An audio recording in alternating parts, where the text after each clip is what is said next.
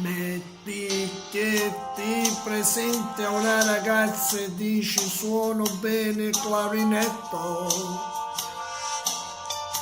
Metti che lei capisce tutta un'altra cosa e ti fa subito l'occhietto.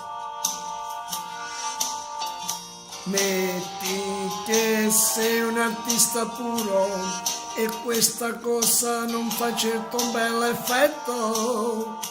Il clarinetto, quello che fa filu filu filu fila.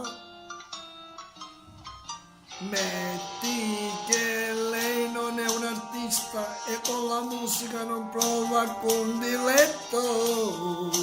Il clarinetto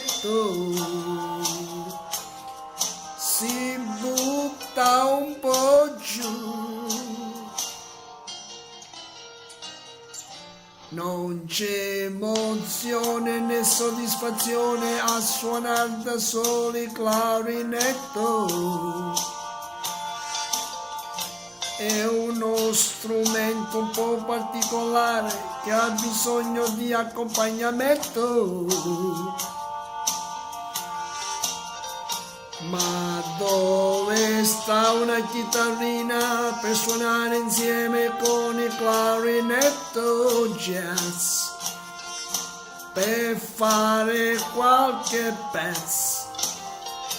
Quello che fa filu filu filu fila. La cerco come la titina, questa bella chitarrina, per fare qualche swing, mentre il clarinetto sping, così nasce un bel blues.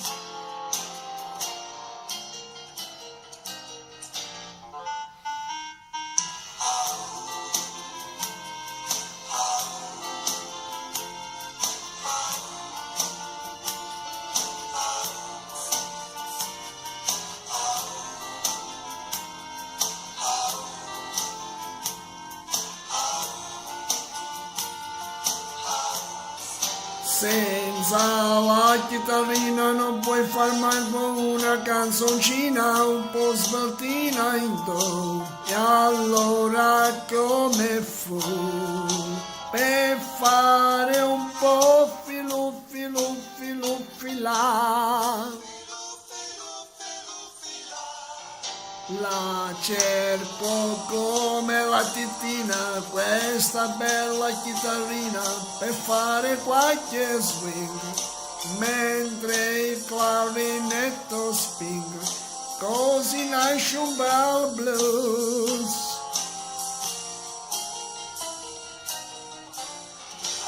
La cerco